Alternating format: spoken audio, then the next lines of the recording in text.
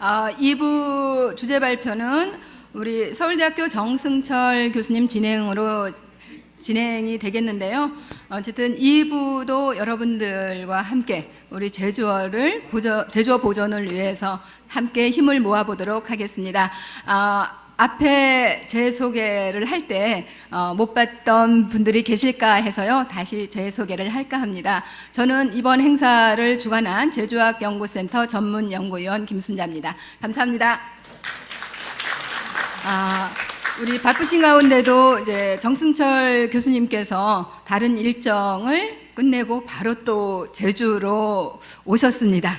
뜨겁게 이제 정승철 교수님을 모시고 2부 주제 발표를 시작하도록 하겠습니다. 모시겠습니다.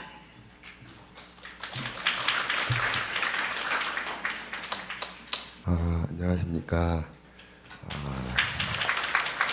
저는 서울대학교 국어국문학과에서 방언학을 전공하고 또 방언학을 가르치고 있는 정승철이라고 합니다. 여기 굉장히 두려운 자리가 돼서 조기서 사회를 봤으면 했는데 꼭 여기서 하라고 그래서 저는 잠깐 서서 말씀을 드리고 발표자를 소개해드리고 내려가도록 하겠습니다. 오늘 이 자리는 언어 소멸의 위기를 진단을 하고요. 그 다음에 소멸되는 언어 또는 방언의 보존 방안을 마련한 차원에서 아마 이런 모임이 이루어진 것으로 알고 있습니다. 궁극적인 목표는 언어 다양성을 보존하는 데 이 자리에 모임의 의의가 있다고 얘기할 수 있겠습니다. 그래서 이번 제1부에서는 외국의 일부 사례에 대한 이야기를 소개를 했던 것 같고요. 2부에서는 한국 관련한 이야기들을 해주시리라고 생각을 합니다. 순서는 한국 전체 사회에서의 언어 보존과 관련된 이야기들이 있을 테고요. 그 다음에 두 번째 발표에서는 한국 사회에서는 북한도 북한 말도 우리의 보존 대상이 되기 때문에 남한 말과 북한 말 사이의 차이나 그 문화적인 연원을 살펴보는 그러한 발표가 있으리라고 생각을 합니다. 세 번째는 제주 사회에서의 언어 보존의 문제를 이야기를 하겠죠. 그리고 네 번째는 국제사회, 특히 유네스코라고 하는 데는 소멸위기의 언어를 연구하는 여러 기관들이 있는데 그중에 상당히 유명한 중요한 역할을 담당하고 있는 기관인데요. 그 기관에서 한국위원회에서 한국 관련 이야기들과 유네스코에서 언어 소멸의 위기에 대한 이야기들을 아마 발표해 주시리라고 생각을 합니다. 본격적인 발표를 하기 전에 한 가지만 더 말씀을 드리면요. 이 제주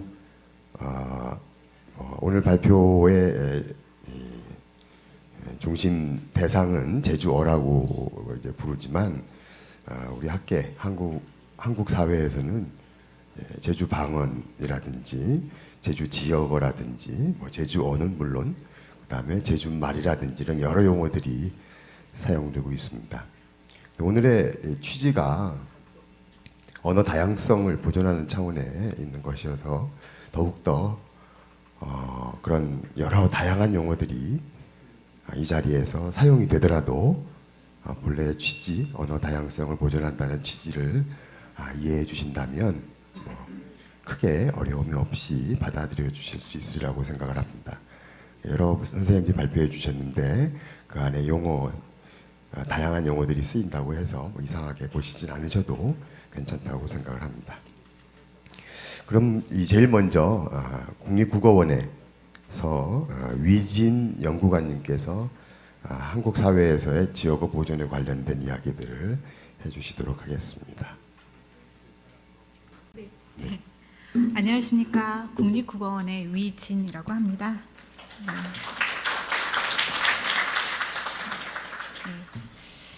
제주학연구센터 국제학술대회라는 귀한 자리에 초대해 주시고 발표 기회까지 주셔서 정말 감사드립니다. 오전에 언어 부흥 모델과 북극의 언어 모델, 그다음에 태국의 타이탐 언어 부흥 모델에 관한 얘기를 정말 인상 깊게 들었습니다. 한국의 지역어를 보존하고 진흥하기 위한 고민들은 굉장히 비슷하기도 하고 맞닿아 있다는 생각도 들었고요. 오전에 이 귀한 발표를 한국 지역어 정책에도 큰 도움이 될 것 같습니다.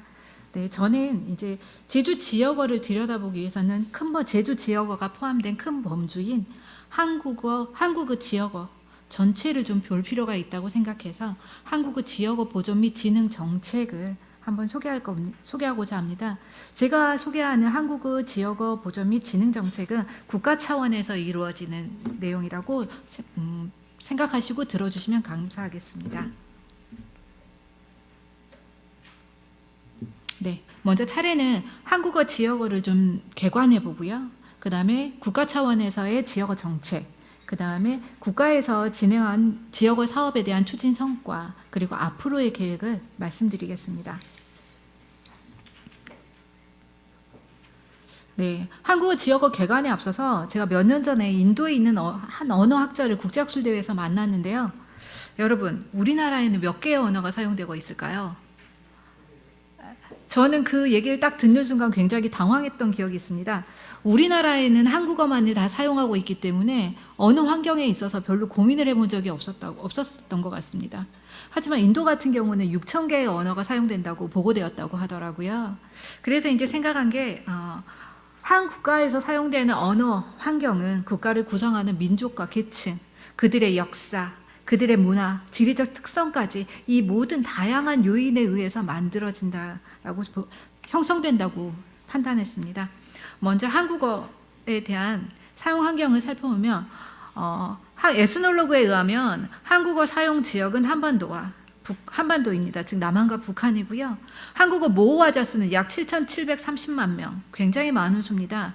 이 수는 5천만 명 이상이 제1모호로 사용하는 세계 언어 순위로 보면 2019년 2월 기준으로 해서 15위에 해당할 정도로 굉장히 잘 사용되고 있는 언어입니다. 이런 통계만 놓고 보면 사실 한국어는 소멸위기의 언어와는 좀 관련이 없다라는 생각이 드는데, 이걸 좀 더 자세히 들어가서 보면 여기서 말하는 한국어는 우리가 사용하는 지역어를 다 포함한 아우른 큰 개념의 한국어이고요. 한국어를 더 자세히 살펴보면 한국어는 통시적, 공시적으로 어휘, 의문, 문법 차원에서 변이되어서 여러 지역 방언으로 나눠진다는 겁니다. 네. 한국어 지역 분포를 한번 살펴보면 한국어 지역어는 먼저 대방언권으로 나눠지는데요. 대방언권으로 나눴을 때는 동남방언, 서남방언, 중부방언, 동부방언, 서북방언, 제주방언, 이 정도 6개 정도의 방언으로 나눠지고요. 이걸 지도로 봤을 때는 이 정도라고 보시면 될 것 같습니다. 그래서 한반도에서의 큰 방언권은 이렇게 6개 방언권으로 나눠지고 있고요. 이제 우리나라에 있는 대한민국을 기준으로 해서 소방언권을 나눠보면 이제 도별로 경기방언, 강원방언, 충남방언, 충북방언, 전북방언, 전남방언, 경북방언, 경남방언, 제주방언, 이렇게 9개 방언으로 나눠지는데요. 여러분 보시는 것처럼 사실 정확히 얘기하면 소방언권은 도 단위의 행정구역과 거의 일치합니다. 지역방언은 우리 역사적으로 굉장한 언어문화적인 가치를 지닌다고는 여기 계신 모든 분들이 다 동의하실 것 같습니다. 언어문화적으로 지역민의 정서를 가지고 있고 살아있는 문화유산으로서 역할을 담당하는 게 우리 지역어의 가장 큰 가치이고요. 두 번째 가치는 국어사 쪽으로 언어 변화를 수용하느냐 수용하지 않았느냐에 따라서 국어사 쪽으로 우리 한국어의 역사를 설명할 수 있는 귀한 자료이기도 합니다.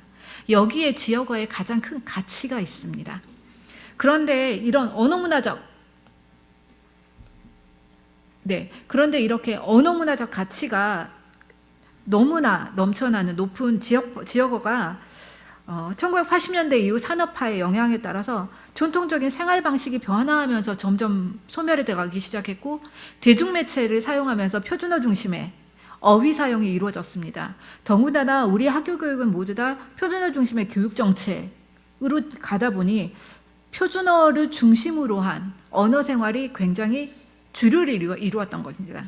그러다 보니 한국어 지역어는 여러분도 잘 아시다시피 제주 지역어 같은 경우는 2010년에 유네스코에서 지정한 소멸위기 언어로 됐고요. 여기부터 제가 더 강조하고 싶은 건 이 부분입니다.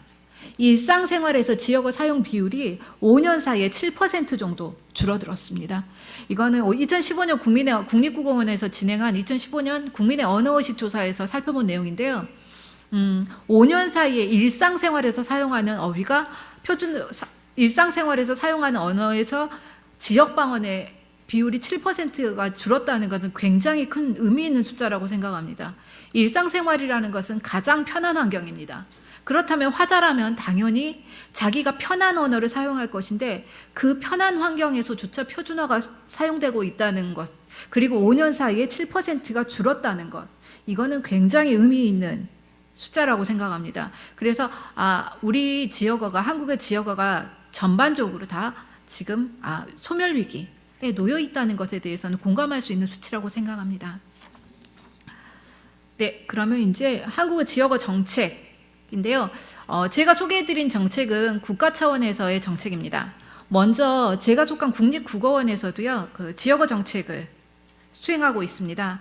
먼저 지역어의 균형적 보존이라고 적어놨는데요. 지역어의 균형적 보존 및 지능 정책을 수립하는 게 첫 번째 국립국어원의 역할입니다. 국가 차원에서는 특정 지역어를 보존하기보다는 모든 지역의 언어를 골고루 균형적으로 보존하는 게 국가의 제일 첫 번째 책무라고 생각합니다. 그리고 그걸 진흥하는 것도 국가의 책무라고 생각합니다. 그 다음에 두 번째로 국립국어원에서는 5년 주기로 국어발전 기본계획을 수립해서 국어정책을 좀 더 체계적이고 중장기적인 계획 아래에서 수행하고 있습니다. 세 번째로는 이제 지역어 보존 및 진흥 사업을 추진하고 있습니다. 네.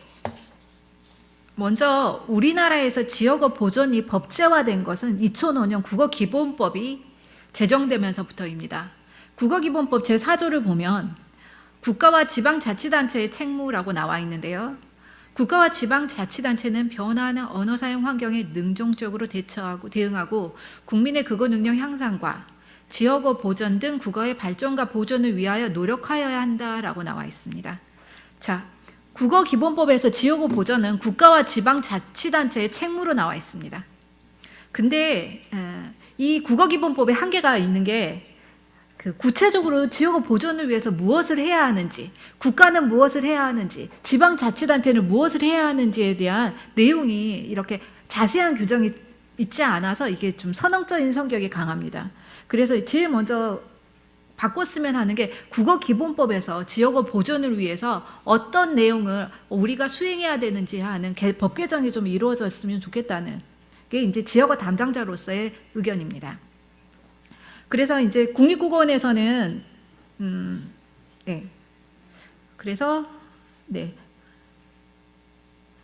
국립국어원에서는 이렇게 국어기본법에 의해서 국어발전 기본계획을 5년 단위로 계획하고 수립해서 추진하고 있습니다.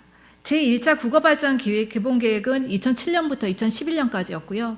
제2차 국어발전 기본계획은 2012년부터 16년까지, 현재는 제3차 국어발전 기본계획에 따라서 17년부터 21년까지 이렇게 5년 단위로 추진해서 체계화시키고 있습니다.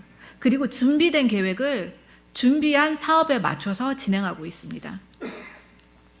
그리고 이제 보시면 이런 책자가 있습니다. 사실은 그래서 이런 국어발전 기본계획이라는 책자를 저희가 인수해서 사실은 저희도 참고하고 있고 국민들께 소개하기도 합니다. 그래서 이게 우리나라 국어정책이 어떤지 궁금하시면 이렇게 국어발전 기본계획이라는 책자를 한번 보시면 전반적인 계획과 흐름을 보시는 좋은 자료가 될 거라고 생각합니다. 그러면 이제 좀 더 자세히 들어가겠습니다.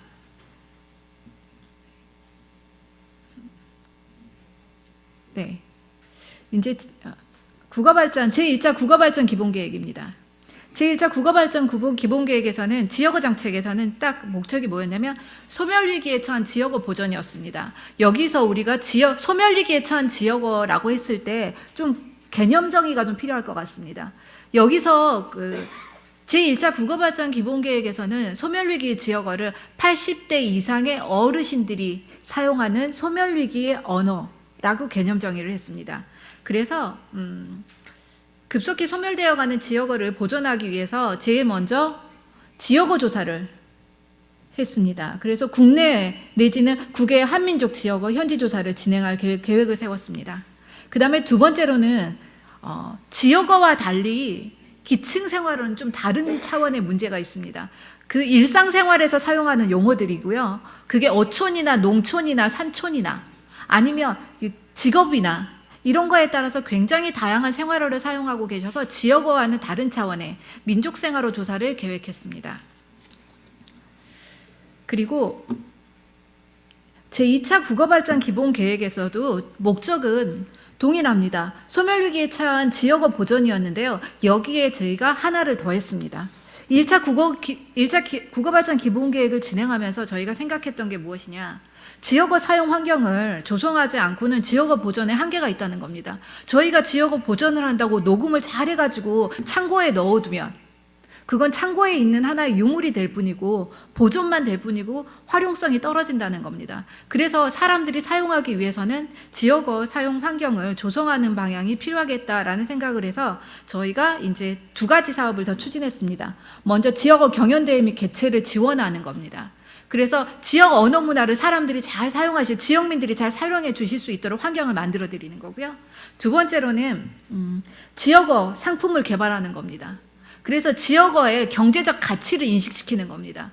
그랬을 때 훨씬 더 좋은 지역어 사용 환경이 만들어질 거라는 판단하에 이러한 계획을 세웠습니다.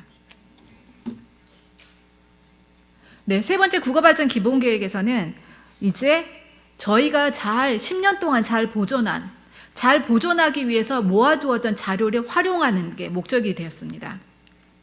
일단 사실 저희가 국어원에서 지역어 조사를 한다는 얘기는 정말 오랜 시간 동안 들으셨을 것 같은데 사실 결과물을 보신 분들은 그렇게 많지 않으십니다. 그 이유가 뭐냐면 음성과 자료는 잘 모아놨을 때 그거를 보여드리기 위한 시스템이 필요한데 저희가 올해 이제 시스템을 구축했습니다. 그래서 그 시스템을 보여드리기 위해서 이제 저희가 이렇게 지역어 종합 활용 시스템을 구축하는 걸 3차 국어발전 기본계획의 목표로 삼았습니다. 그 다음에 이제 두 번째로 대도시 중심 권역별 세대별 방언조사는 2021년부터 저희가 시행할 계획인데요. 소멸위기 지역어에서 지역어의 범위를 이제 확장시키고 싶습니다. 그래서 80대 이상의 어르신들이 사용하는 지역어는 2020년까지 전국 단위로 모두 조사를 마치고 그 다음에는 세대별로 지역에 있는 세대별로 사용하는 모든 언어 20대의 지역민이 사용하는 언어가 방언은 지역어가 아닌 건 아닙니다. 그들도 분명히 표준어와 섞여 있지만 지역어이기 때문에 그런 지역별 세대별 지역어 조사 계획을 수립했습니다. 여기까지가 이제 국어발전 기본계획에 따라서 저희가 국립국어원이 그 국어 정책을 입안한 계획입니다. 그리고 이제까지 저희가 추진 성과를 이제까지 저희가 1차, 2차, 3차에 의해서 진행한 국어발전 기본계획의 사업을 이제 성과를 소개해드리겠습니다. 먼저 지역어 보존을 위해서 지역어 조사를 실시했는데요. 지역어 조사는 사실 1차에서 3차까지 정말 15년 동안 이루어진 대규모 사업이었습니다. 소멸위기의 지역어 조사 및 조사를 하고 보존하는 게 1차 목적이었고 조사 대상은 그래서 80대 이상의 지역어 토박이 화자를 중심으로 정말 소멸위기에 처한 지역어를 보존하는 거였습니다. 그리고 조사 기관은 좀 방식에 따라서 1단계와 2단계로 나눠지긴 하지만 2004년부터 2020년까지 약 17년간 진행한 사업입니다. 방대한 사업입니다. 그리고 조사 지점은 전국의 시군 단위 모두를 조사 대상으로 합니다. 현재 행정구역에 의하면 우리나라의 시군은 162개 시군 정도가 있습니다. 그래서 전국 시군 단위에 있는 전국 조사를 목적으로 하고 있습니다. 그리고 조사 방법은 질문지를 이용한 직접 조사입니다. 그래서 방언학적으로 가치가 있는 질문지, 조사 항목을 먼저 설정하고 그 설정에 따라서 방언형을, 지역어형을 조사하는 것입니다. 그리고 결과 유형은 음성 파일을 저희가 모두 다 녹음했습니다. 그 다음에 전사, 뭐 음소전사, 형태음소전사라고 하는 것은 지역어를 글로 옮긴 겁니다. 그 다음에 마지막으로 지역어를 글로 옮겼는데 사실 제주 지역어 같은 경우도 지역어를 옮겨놓으면 저희 육지 사람은 모릅니다. 그러다 보니 표준어역이 있습니다. 그래서 이렇게 결과 유형을 저희가 만들었습니다. 네. 그래서 이제 지역어 보존에서 지역어 조사에서 1단계 조사입니다. 지역어 조사가 제가 앞서 말씀드린 것처럼 1단계 조사와 2단계 조사로 나눠진다고 했는데요. 1단계 조사에서는 주제 자체를 전통적인 농경 문화에 맞췄습니다. 사실 우리가 산업화에 의해서 생활 방식이 변화하면서 전통적인 고수해왔던 농경사회의 언어가 급속히 소멸되고 있었습니다. 그래서 일단은 목적이 전통적인 농경 문화, 그리고 그 농경 문화 안에서의 우리 민속 생활, 결혼도 있고 의식주도 있고요. 그 다음에 뭐 가옥도 있고 우리가 정말 많이 아는 식물들, 기타 등등의 주제를 가지고 조사를 삼았습니다. 그리고 조사 항목은 한 지역당 3,345항목이니까 굉장한 항목입니다. 한 제보자를 찾아가서 3,345개를 대답한다고, 질문한다고 생각하면 질문해 주시는 분도 굉장히 힘들겠지만 대답하시는 분들도 굉장히 힘드신 내용이고 정말 방대한 내용인데 이걸 한 지역에 가서 모두 다 조사했습니다. 그러다 보니 조사 시간이 굉장히 길었습니다. 그래서 조사 지점을 저희가 모두 다 조사할 수는 없어서 방언학적으로 의미가 있는 지역 70개 1개 지점을 조사하였습니다. 그래서 조사 결과물이 약 22만 항목 그 정도를 저희가 조사했고요. 그 다음에 이제 2단계 지역어 조사는 저희가 조금 더 방향을 바꿨습니다. 이게 제3차 국어발전 기본계획을 수립하면서 저희가 고민했던 게 뭐냐면 활용을 하려면 지역어의 전국적 분포를 다 볼 수 있어야 된다는 겁니다. 근데 1단계 조사를 했을 때는 방언학적으로 의미 있는 지역만을 뽑다 보니 이게 전국적인 조사형이 볼 수가 없었습니다. 그래서 2단계에서는 지역어 균형적으로 지역어를 보존하기 위해서 조사 지역을 전국 시군으로 다 확대했습니다. 그래서 2019년 올해 현재 저희가 162개 시군 중에 131개 시군을 조사 완료하였습니다. 그리고 내년에 한 20여 개 더 조사를 하면서 전국 시군, 전국 지점 조사를 완료할 계획입니다. 그러다 보니 조사 항목은 좀 줄어들었습니다. 1단계 조사에 비해서는 조사 항목을 줄이면서 전국 조사를 다 시행해서 현재 이 조사 결과물도 6만 6천 건, 그래서 지역어 조사 결과만 해도 약 28만 건 정도 굉장히 방대한 양을 저희가 지금 축적해 놓고 있습니다. 그리고 전사하는 방식도 저희가 좀 바꿨는데요. 음성과 형태음소 전사라고 표현하는 건데 이거는 지역어형을 우리가 한글 맞춤법 표기에 맞게 그 한글로 그냥 여러분들이 쉽게 읽을 수 있는 표기 형태로 바꿨습니다. 그리고 표준어역, 방언역에 대응하는 표준어역으로 조사 결과를 만들었습니다. 이게 이제 지역어 보존을 위해서 국립국어원에서 추진한 가장 대표적인 지역어 조사 사업이었습니다. 두 번째로 국립국어원에서 지역어 보존을 위해서 기획한 사업이 민족생활어 사업입니다. 민족생활어 사업은 말씀드린 것처럼 기층생활어나 직업생활어, 5천의 기층생활어 조사, 이렇게 생활어를 조사하는, 생활과 밀착된 어휘를 조사하는 방식이었습니다. 조사 대상은 그러다 보니 40-50년 경력의 해당 분야 전문가를 저희가 모셨습니다. 그래서 그분들이 사용하시는 언어를 조사하였고요. 조사 기간은 2007년부터 2013년까지였습니다. 그리고 조사 대상은 전국과 그 해안가, 주제에 따라서 조사 지점을 선정하였습니다. 그리고 조사 결과를 보시면 지역어 조사는 저희가 음성과 지역어를 글로 옮긴 전사형만 있었는데요. 생활어 같은 경우는 이제 사진과 동영상, 왜냐하면 생활 밀착형 자료일 때는 훨씬 더 다양한 형태로 조사 결과가 만들어지기 때문에 사진과 동영상까지 해서 다양한 조사 결과물을 축적했습니다. 먼저 민족생활어 조사에서 1단계 조사는 직업생활어로 조사했습니다. 그래서 70개, 약 76개의 지역의 주제를 조사했고요. 조사 방법이 지역어 조사는 질문지를 가지고 직접 조사를 했다 그러면 생활어는 질문지를 만들 수가 없었습니다. 그 생활하시는 분이 어떤 어휘를 사용하시는지 저희가 모르기 때문에 그분들이 하시는 내용을 질문지 없이 그냥 그분들이 하시는 이야기를 들어가면서 거기에서 사용되는 어휘를 다 채집했습니다. 그래서 정말 이건 채집이라는 단어가 정확하게요. 채집을 했고요. 저희가 그래서 이 조사 결과도 약 2만 항목 정도를 수집했습니다. 근데 이 민족생활호 조사 1단계 조사를 하다 보니 여기에도 약간의 한계가 있었습니다.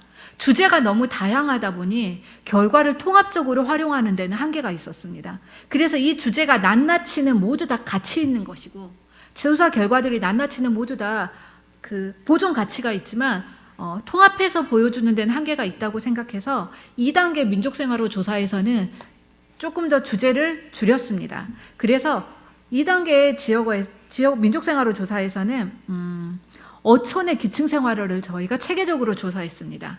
어촌이라고 하면 우리가 삼면을 바다로 두르고 있기 때문에 동해안, 남해안, 서해안, 제주 지역의 민족생활호를 권역별로 조사했습니다.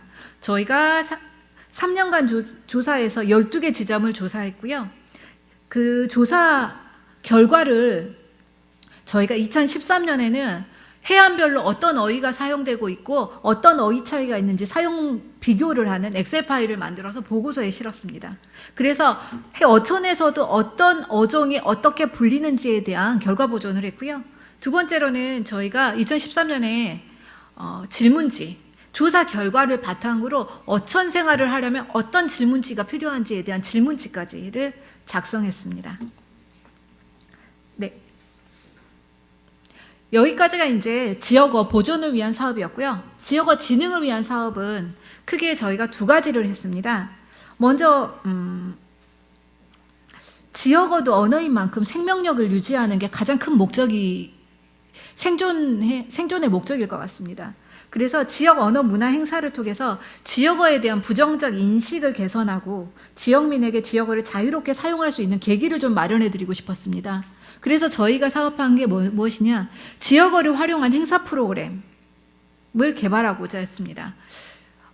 정말 요즘 지자체별로 다양한 지역 행사들이 개최되고 있는데요. 여기에서 지역어 행사가 하나라도 좀 활용된다면 지역어가 사용되고 활용되는 환경이 조성될 것 같다는 생각을 해서 저희가 그 지역어를 활용한 행사 프로그램을 개발했습니다. 그래서 여기 계신 지역어 교수님들께서 많이 도움 주셨는데요. 사투리 골든벨, 사투리 만담, 사투리 뮤지컬 등 다양한 행사 프로그램을 개발했고요. 행사 방법은 어떻게 했냐면요. 그 해당 지역의 지역 행사와 저희가 연계를 했습니다. 그래서 그 해당 행사에서 지속적으로 그 지역어를 활용한 행사 프로그램들이 사용해서 지역어 행사가 이루어질 수 있도록 저희가 이런 사업을 진행했습니다. 그래서 저희가 2012년에는 충북에서 했고요. 2013년에는 마산 가고파 국가축제와 연계해서 경남에서 개최했습니다. 그리고 2014년에는 평창 효성문화제에서 했고요. 강원에서 진행했습니다. 그래서 저희가 이렇게 포스터들을 만들어서 이런 행사들을 진행했습니다. 여기 계신 정말 많은 선생님들께서 도움을 주셨습니다. 네, 두 번째로는 그 지역어 진흥을 위해서 저희가 한 사업이 지역 언어문화 상품 개발입니다. 우리나라는 자유경제사회입니다. 소멸위기에 처한 지역어를 가장 잘 진흥시키는 방법이 뭘까라고 생각해 봤을 때는 사실 지역어에 경제적 가치를 부여하는 겁니다. 그래서 지역어가 상품성이 있고 지역어가 이윤을 창출한다면 그 지역어는 당연히 살아남을 수밖에 없습니다. 그래서 이제 저희가 고민한 게 무엇이냐? 지역어 사업을 산업적으로 활용하는 방식. 그래서 지역 언어문화 상품 개발을 했습니다. 지역 언어문화 상품 개발을 하는데 행사 방식은 공모전, 전국 사투리 상품 아이디어 공모전을 개최했습니다. 그래서 사투리를 이용해서 공모전을 개최해서 이제 결과가 나왔는데요. 저희가 시상금을 굉장히 높게 책정했습니다. 그래서 대상 같은 경우는 상금만 1,000만 원이었습니다. 그래서 1,000만 원 정도의 대상을 받으면 그 1,000만 원으로 시드머니가 돼서 충분히 상품화를 할 수 있도록 지원하는 사업까지를 진행했습니다. 그래서 곧바로 상품화된 대표적인 사업으로는 사투리 응원 모자라는 게 있었습니다. 2012년에 했고요. 그 다음에 2013년에는 그 사투리 이모티콘 했는데 저희가 잘 해서 한번 보시면 화질이 좋지는 않은데요. 이렇게 응원 모자, 이거 롯데자이언트인데요. 마스테리라 이런 표현을 모자에 붙여서 굉장히 많은 사람들이 사용했었습니다. 그 다음에 사투리 이모티콘이었습니다. 근데 이거 해상도가 별로 좋지 않은데 제가 설명드리지 않아도 사투리 이모티콘은 다 여기에 오시는 분들은 사용할 것 같습니다. 그러시죠? 모두 다 사용하고 계시죠? 예, 이 정도는 지역어를 사랑하는 사람이라면 충분히 써야 되는 거라고 생각합니다. 네, 그 다음에 세 번째로 지역어 진흥을 위해서 저희가 마지막으로 준비하고 있는 사업은 지역어 종합정보 시스템입니다. 이제까지 구축된 22만 개 정보를 공유하고 활용하고자 합니다. 그래서 그 지역어 조사 결과물을 다 활용해서 2019년 12월 조금만 더 기다려주시면 저희가 개통해서 여러분들께 그 실물을 보여드릴 수 있을 것 같습니다. 네, 지역어 찾기입니다. 그래서 이 지역어 종합정보 시스템은 어떻게 구성되어 있냐면 네, 그냥 이쪽에서 설명하겠습니다. 지역어 찾기입니다. 전국 하나의 어휘에 전국 161개 시군의 지역어형을 한꺼번에 보실 수 있습니다. 그 다음에 지역어 지도는 방언학적으로 의미가 있는 지역어 지도 100장을 저희가 그렸는데요. 지도만 그려놓고 봐도 재밌지만 거기에 전문가 해설을 붙였습니다. 그 다음에 지역어 이야기 자료, 그 다음에 문학 속 지역어가 있고요. 그 다음에 지역어로 보는 생활어가 있는데 제가 짧게 보여드리면 이게 지역어 종합정보 시스템의 표지 화면입니다. 처음 공개되는 거고요. 이렇게 돼 있고요. 그 다음에 이게 지역어 찾기는 저희가 부추를 가지고 지역어를 해보면 이렇게 전국형을 한꺼번에 다 들으실 때 이때 음성까지 들으실 수 있습니다. 그리고 세부적으로 내용을 보면 여기 지역별로 다 보이시죠? 아래 이 지역별로 보이는 것처럼 음성까지 해서 여러분들이 충분히 지역어 전체 하나의 지역어형에 대한 것을 다 들으실 수 있습니다. 그 다음에 지역어 지도입니다. 지역어 지도 같은 경우도 이렇게 전국의 면색을 통해서 방언권을 다 확인하실 수 있고요. 방언형들도 다 확인하실 수 있고 전문가 해설이 있습니다. 그래서 한국어 지역어를 보시는 한국어 지역어를 한눈에 보실 수 있는 시스템입니다. 그 외에도 문학 속 지역어, 문학 작품 안에 있는 지역어를 이렇게 저희가 검색 시스템을 만들었고요. 사진으로 보는 생활어입니다. 그래서 이렇게 민족생활어는 사진으로 잘 보여드릴 수 있게 만들었습니다. 그래서 이게 지금 여러분 이거 잘 봐두십시오. 이게 뭔지 아십니까? 이거 길 가다가 보시면 이거 꼭 채취하셔야 됩니다. 예, 산삼의 열매입니다. 예, 산삼의 열매인데요. 이 산삼의 열매 이런 것들도 저희가 다 민족생활어 조사해서 다 결과물을 만들어서 이렇게 보여드릴 예정입니다. 네, 앞으로의 계획입니다. 네. 지역어를 보존하기 위해서 이번에는 저희가 계층별 음성과 전사형뿐만이 아니라 사진과 동영상을 포함한 지역어 아카이브를 구축할 계획입니다. 이게 진정한 언어 다양성의 구축 시스템이라고 생각해서 저희가 올해는 이 지역어 시스템을 2020년부터는 아카이브를 구축할 계획입니다. 그리고 두 번째로는 아까 말씀드린 것처럼 지역어를 세대별, 지역별, 계층별로 조사할 계획입니다. 그래서 지역별, 세대별 언어 차이를 조사해서 한국어의 종합적 사용 분포를 볼 수 있게 할 예정이고요. 이게 우리의 언어 변화 추이까지도 확인할 수 있는 의의 있는 자료가 될 거라고 생각합니다. 네, 여기까지가 제가 준비한 내용이고요. 들어주셔서 감사합니다. 네, 고맙습니다. 국립국어원은 한국의 그 언어 정책을 총괄하는 그러한 국가기관입니다. 그 중에 지역어, 보통은 방언이나 사투리라고 부르는 그 지역어에 관련된 내용들을 지역어 정책과 그리고 보존과 지능을 활성화죠. 방언을 활성화시키는, 지역어를 활성화시키는 차원에서 그동안 했던 성과들을 정리해서 말씀해 주셨습니다. 여기 그 내용에 보시면 아시겠지만 이제 한국의 국어원, 국립국어원에서 방언에 대해서 지역어에 대해서 관심을 갖기 시작한 건 2004, 5년 정도였습니다. 이제 한 15년 되니까 앞으로 좀 더 무르익으면 시간이 더 지나면 훨씬 더 풍부한 지역어의 보존과 진흥에 관한 업적들 성과들이 쌓이리라고 생각을 합니다. 자, 이제 두 번째 발표는요, 남한과 북한 어에 대해서 말씀을 해주시겠는데요.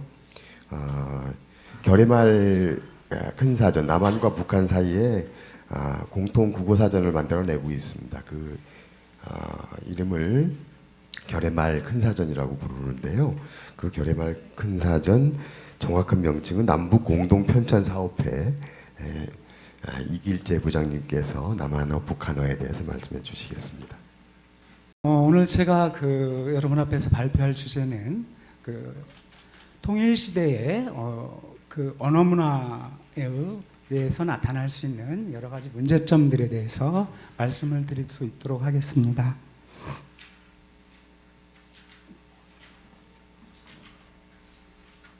실제로 지금까지는 남북 언어의 차이, 즉 남북 언어의 이질에 대해서는 수백 편이 넘게 연구 논문들이 나왔지만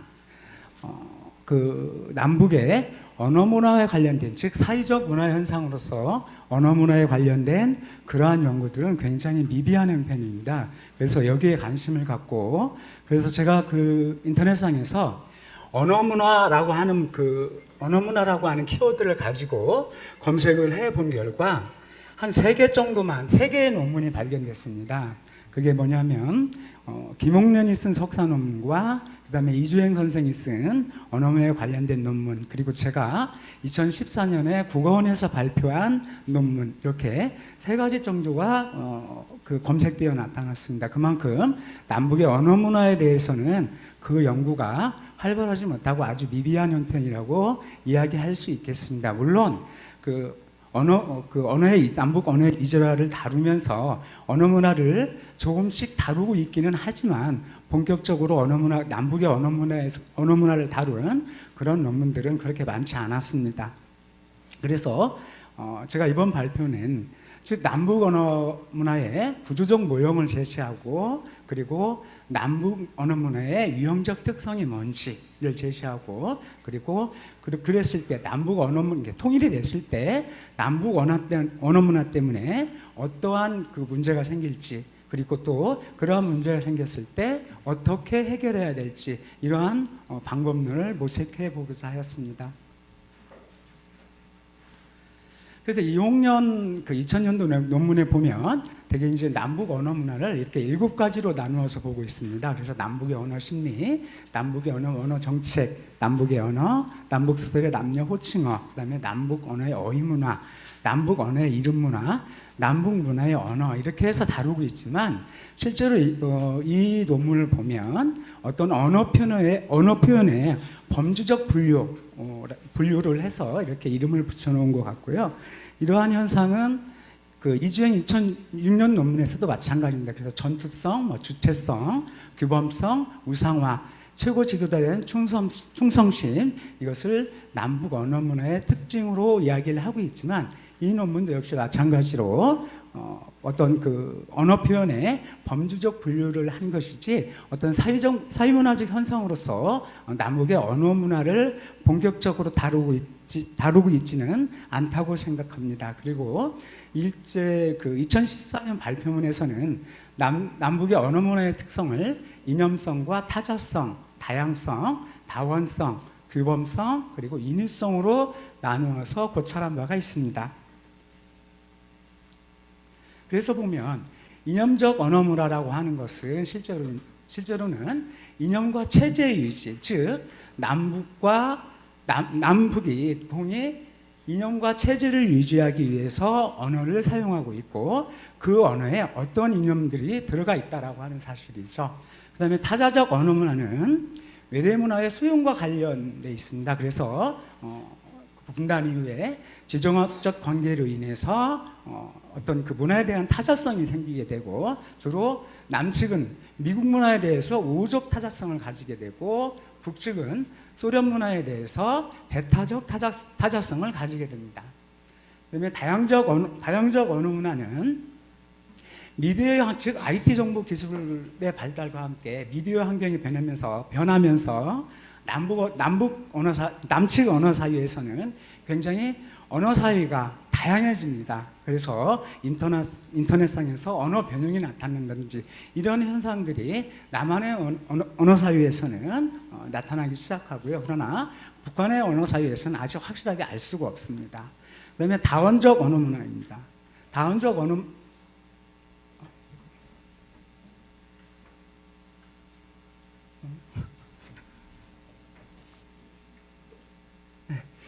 신자유주의 도입과 함께 우리나라 그 남한 사회에 이제 그 외국 노동자들이 유입되게 되죠. 또 국제결혼과 함께 그 배우자들이 유입하는 과정에서 나타나는 실제로는 다문화로 대표되는 그러한 언어문화적 특성이라고 얘기할 수 있겠습니다. 그 다음에 규범적 언어문화입니다. 규범적 언어 문화는 여러분들이 잘 알고 있는 것처럼 그 맞춤법에 의한 거죠. 그래서 국가기관의 언어 통제가 이루어지는 거고요. 그 다음에 인위적 언어 문화입니다. 그래서 타 문화에 대한 배타적인 수용, 이것을 인위적 언어 문화 이렇게 6가지 유형으로 남북한의 언어 문화의 유형을 살펴보았습니다. 왜 안 넘어가? 그래서 이번 발표에서는 아까 얘기했던 규범적 언어 문화와 인위적 언어 문화는 대개는 언어 사슬과 관련된 것들이기 때문에 이 발표에서는 다루지 않고, 즉 사회문화적 언어 현상과 관련된 이념적 언어 문화, 타자적 언어 문화, 그다음에 다양적 언어 문화, 그다음에 다원적 언어 문화 이렇게 4가지 주제만을 다루어서 이야기를 할 수 있도록 하겠습니다. 그래서 남북 언어 문화의 구조적 모형을 일단 살펴보면 즉 A는 동질성 부분이고 B는 이질성 부분이고 C는 부분적 이질성을 나타나는 부분입니다. 즉 등질성은 즉 남북 언어 문화는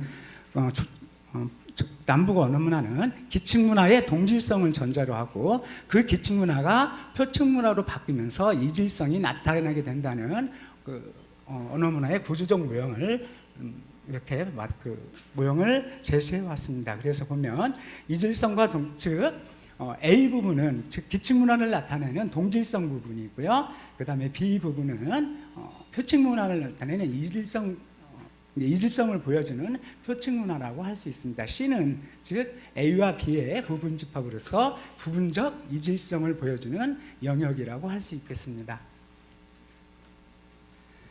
자, 그래서 첫 번째로 언어 문화의 유형으로서 이념적 언어 문화를 살펴보겠습니다. 그래서 보면 이건 여러분이 여기 계신 분들이면 아마 다 알고 있고 그리고 익숙한 어휘들일 겁니다. 그래서 멸공이라든지 반공, 멸공주의, 민방위, 즉 이것은 1990년대 이전에 즉 유신 정권 때 생겨났던 말들로 남북의 어떤 남북 정권이 정권의 체제를 유지하기 위해서 사용했던 말들이죠. 그래서 새마을 운동이라든지, 그다음에 이 당시에 북한에서는 교시, 교양, 남조선, 당성 이런 말들이 바로 남북의 이념적 언어 문화를 반영하는 어휘들이라고 할 수 있겠습니다. 자, 그다음에 1990년대 이후에는 남한에서는 국민정부라든지 좌빨, 종북, 친북 이런 말들이 이런 이념적인 사상을 담고 있는 말들이 나타나게 되고요. 북한에서는 이제 김정일 시대가 초래하면서 강성대국, 성군 사상, 성군 정치 이런 말들이 북한에서 나타나게 되는 거죠.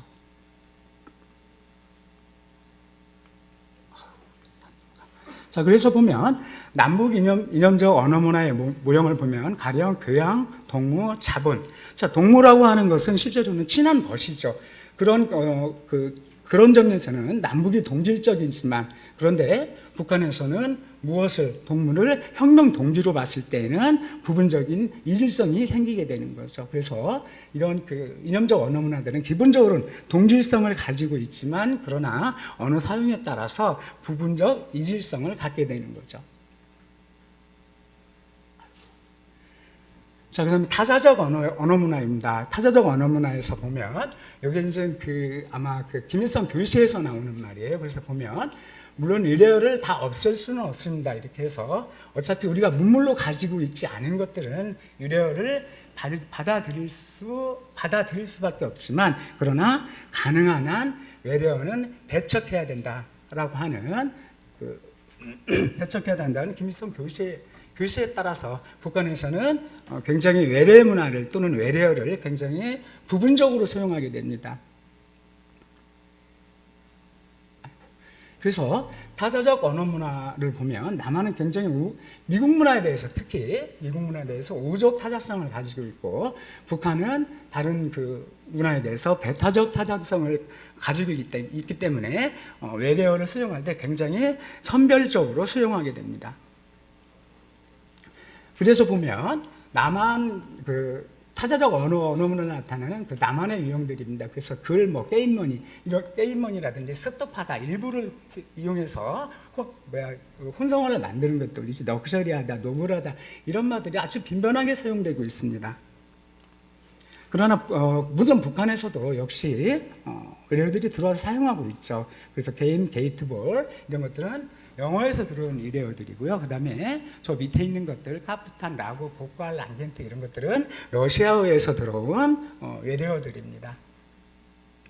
보통은 여러분들이 생각할 때 북한의 말 중에서는 외래어가 러시아어에서 들어온 말들이 훨씬 더 많다고 생각할 수 있겠지만 실제로는 영어에서 들어가는 외래어가 훨씬 더 많습니다.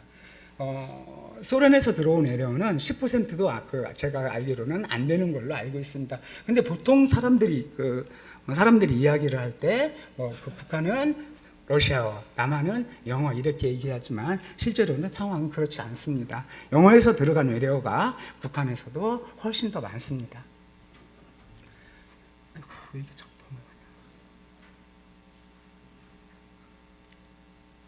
자, 그래서 보면 아까 소련에서 들어온 말들은 이런 뜻을 가지고 있는 말들이고요. 왜 이래?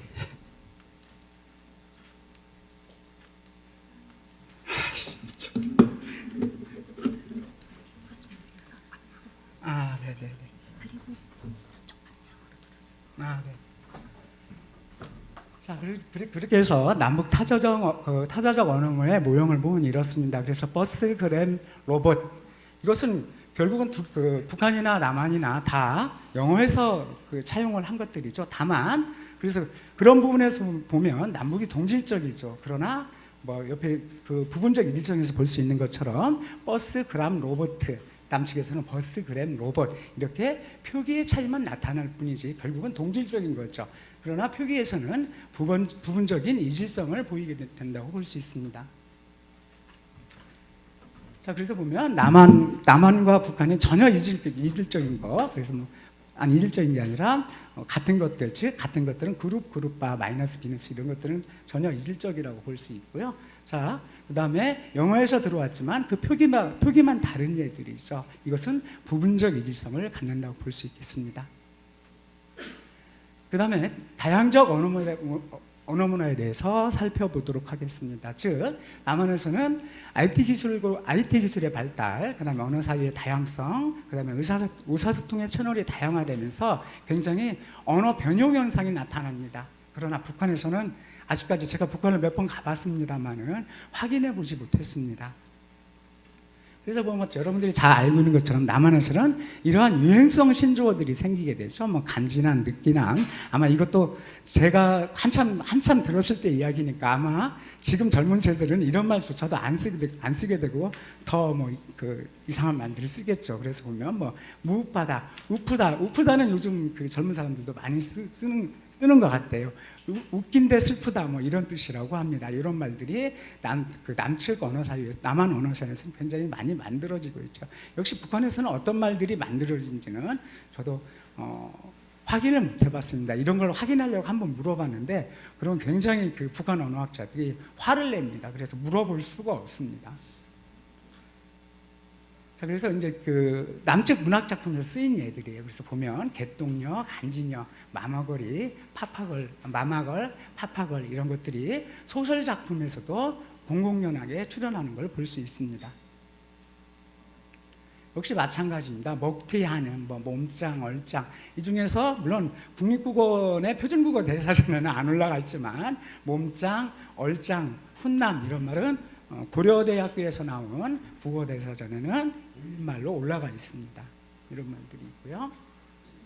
자, 그래서 북한에서도 역시 은어가 사용된다고는 합니다. 그래서 보면 공산당은 공산당을 조롱하고 비웃는 말이라든지 뭐 개똥모자라든지 빠닥새라든지 이런 것들을 누구를 통해서 탈북민을 통해서 확인을 했지만 실제 북한의 국어학자들한테는 확인을 해도 말을 하지 않습니다. 우리는 그런 말 안 씁니다. 그냥 잃어버리고 확인을 안 해줍니다. 실제로 이런 말이 쓰이는지는 제가 몇 번 한번 확인을 해보려고 물어봤는데 절대 대답을 안 씁니다. 그래서 실제 쓰이는지는 확인을 못 해봤습니다. 그래서 남북의 다양적 언어문의 그 모형을 보면 역시 이 남북의 언어 문화는 문화적 이질성을 분명히 갖고 있습니다. 북쪽에서는 확인은 안 되지만 안 쓰이는 걸로 이런 말들을 안 만들어 쓰는 것 같고요. 그래서 이런 것들은 완전히 남북 언어의 그 문화적 이질성을 보여주는 한 예라고 할 수 있겠습니다. 그래서 남한의 다변화된 언어 문화는 북한의 언어 사회에는 아주 이질적인 요인으로 작용을 할 것 같습니다. 우리가 지금까지는 흔히 남북한의 그 언어의 이질화를 얘기할 때는 북한의 마치 북한의 책임인 것처럼 북한의 다른 것들만 강조해서 말했지만 실제로 우리가 북한의 언어를 이해하는 것보다는 북한 주민이 남한의 언어를 이해하는 것이 훨씬 더 어려울 겁니다. 이런 측면에서 보면 훨씬 더 어려울 거라는 생각이 듭니다. 자, 그 다음에 다원적 언어 문화입니다. 노동신문 2006년 4월 27일자 신문 기사를 보면 최근 남조선에서 우리 민족의 본질적 특성을 거세하고 다민족, 다인종 사회화를 추구하는 괴이한 노름이 벌어지고 있다. 즉 남한 사회의 어떤 다문화 세대 또는 다문화 가족, 다문화를 이야기한 그것을 꼬집는 그런 기사였습니다. 즉 이주노동자의 즉 다원적 언어 문화는 최근 들어서 우리 남한 사회의 다문화 시대를 엿볼 수 있는 하나의 언어 문화라고 이야기할 수 있겠습니다. 그래서 이주 노동자의 유입, 그 다음에 국제결혼의 배우자의 유입, 그 다음에 다른 문화에 대한 열등적 지위를 부여하게 되고 그 다음에 그렇게 함으로써 결국은 언어의 문화적 변용이 나타나게 됩니다. 그래서 보면 유래문화에서는 배타적 타자성을 견지합니다. 즉 우리보다 문화적으로 열등하다고 판단을 하게 되면 결코 그 언어를 그냥 받아들이지 않습니다. 그래서 일단은 배타적 타자성을 견지하게 되면 문화적 변형이 나타나게 되는 거죠. 그래서 보면 그 다음에 우월적 지위를 하게 되면 우호적 타자성을 견지하게 되고 그 문화, 즉 그 언어를 그대로 수용하게 됩니다. 그래서 그 예들을 보게 되면 그래서 유래문화의 유입, 문화적 변형, 우리식으로 수용하는, 즉 어떤 경우에 다른 문화에 대해서 열등적 지위를 부여했을 때는 아래와 같이 그런 문화적 변형을 거쳐서 결국은 우리식으로 수용하는 과정을 거치게 됩니다. 그러나 영어에 대해서는 잘 아시다시피 우리가 우월적 지위를 부여하기 때문에 또 중국도 마찬가지입니다. 우리가 뭐 딘섬 이러잖아요. 이 말을 다른 말로 안 쓰잖아요. 그대로 그냥 허거 이것도 그냥 그대로 들어와서 허거 이렇게 쓰는 것처럼 문화적 변형이 일어나지 않지만 들어오는 어떤 외래어에 대해서 열등적 지위를 부여하게 되면 문화적 변형이 나타날 수 있다라고 하는 거죠. 그래서 보면 열등적 지위를 부여하게 되면 자 베트남에 보면 고익부인이라고 하는데 이것을 처음에는 베트남 쌈으로 바꿉니다. 그러다가 월남 쌈 이렇게 해서 문화적 변형이 일어나는 거죠. 자, 퍼는 원래 우리가 흔히 쌀국수라고 얘기하는데 이것을 우선 숫자가 하나 빠졌네요. 펄을 영어로 번역합니다. 라이스 누들 이렇게 번역했다가 이 녀석을 결국은 쌀국수로 다시 고치게 되는 거죠. 뭐 반짬은 라이스 페이퍼인데 이것도 역시 반짬을 그대로 들여오는 게 아니라 영어로 일단 한번 바꿉니다. 그래서 쓰기 편하게 그래서 라이스 페이퍼에다가 결국은 쌀종이로 바꿔가는 그러한 어떤 문화 변형의 단계를 거치게 되는 거죠. 가령 태국에서 들어온 말에서 푸팡풍거리는 개카레인데 이것은 저렇게 그 중간 과정이 없이 그냥 바로 개카레로 고친 애들이고요. 팟타이도 역시 볶음국수인데 역시 중간 과정을 어떻게 고쳤는지는 지금은 다 드러나지 않습니다. 그런데 가령 예를 들자면 중국 음식 중에서 이 중국에 대해서는 예로부터 우리가 문화적으로 우의적이라고 생각을 했기 때문에 그냥 꼬바로 딘섬이 변형 없이 그대로 쓰이고 있습니다. 이것이 바로 남한 사회의 현재 그 언어 사회의 그 본질이라고 얘기할 수 있겠습니다. 자, 그래서 역시 보면 이제 이런 것들이 문학 작품에 나타나는 애들입니다. 쌀종이, 그 다음에 역시 문화 변형의 한 형태로 라이스 페이퍼, 월남쌈 이렇게 나타나고요. 쌀국수도 문화 변형의 퍼는 라이스 누들, 반짬은 라이스 페이퍼 이렇게 바꾸게 되는 거죠. 이런 문화 변형이 나타난다는 거죠. 그래서 문화 변형 이것도 마찬가지고 이런 예들. 그런데 이제 아까 그 볶음국수로 바꿨지만 중국에서 들어온 딤섬은 역시 그대로 사용하고 있습니다. 딤섬이 아마 남한 사회에서 아직 다른 말로 쓰이는 예는 없을 거예요. 그래서 여전히 그냥 그대로 사용되고 있다는 것이 우리 남한 사회의 현실이라고 얘기할 수 있겠습니다. 그래서 남북한의 다원적 언어 모양을 보면 자 문화적 이질성 이것도 분명히 남북이 드러나게 되는 거죠. 그래서 이런 언어 변형 과정을 거쳐서 쌀국수와 쌀종이는 물론 북한 사람도 쌀국수가 뭔지 알아요. 근데 그것이 태국에서 들어온 국수인가 베트남에서 들어온 국수인가라고는 아는 건데 그냥 쌀국수가 뭔지 알아요. 그렇게 물어보면 쌀로 만든 국수 이렇게만 이해하지 이것이 베트남식 국수인가 이런 국수라고 하는 것을 전혀 모릅니다. 쌀종이로 쌀종이 그랬더니 뭐라고 하냐면 어떻게 쌀로 종이를 만드냐고 즉 쌀과 종이라고 하는 것을 안다는 점에서는 부분적인 이질성을 가지고 있지만 저것이 반짬이나 퍼를 우리식으로 고쳤다라고 하는 어떤 문화적 사실은 북한에서는 전혀 모르고 있다라고 하는 거죠. 자 그래서 남한의 다원적 언어 문화는 북한 언어 사이에 이것도 아주 이질적인 요인으로 작용할 수 있다라고 하는 것을 말씀드리고요.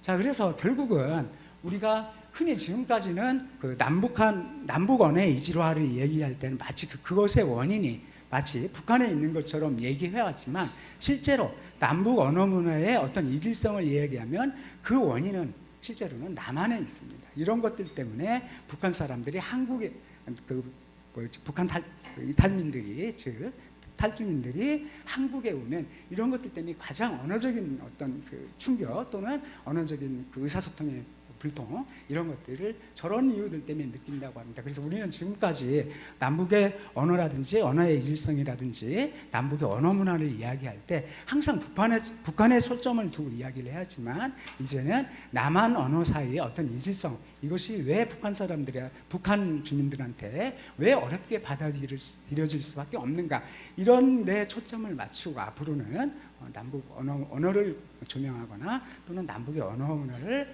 조명할 때 이런 사실들의 초점을 좀 맞춰서 연구가 진행됐으면 좋겠다는 생각을 해봤습니다. 자 그래서 결론적으로는 즉 남북한의 이런 언어 문화의 차이라고 하는 것은 결국 통일시대의 의사소통의 장애라든지 사고와 가치관의 혼란 그 다음에 일상생활 방식의 혼란 즉 라이프 스타일의 어떤 그 차이에서 오는 혼란을 충분히 야기할 수 있으리라고 보며 자, 이거야 이 해결 방안이야 너무 뻔한 해결 방안이라서 제가 더 이상 이야기 안 해도 될 것 같습니다. 자, 지금까지 발표 들어주셔서 감사합니다. 네, 감사합니다. 1945년에 한국이 광복을 하고 그 이후로 분단이 됐죠. 남과 북이. 그리고 70여 년간 체제와 문화가 다른 상태에서 70여 년을 지내오면서 남한과 북한 사이의 언어 문화의 차이가 어떻게 달라졌는지 그 과정에 대해서 유형별로 나누어서 말씀을 해주셨습니다. 다소 논란이 될 수 있는 부분도 있다면은 이따가 종합 토론할 때 그때 적어두셨다가 말씀을 해주시고요.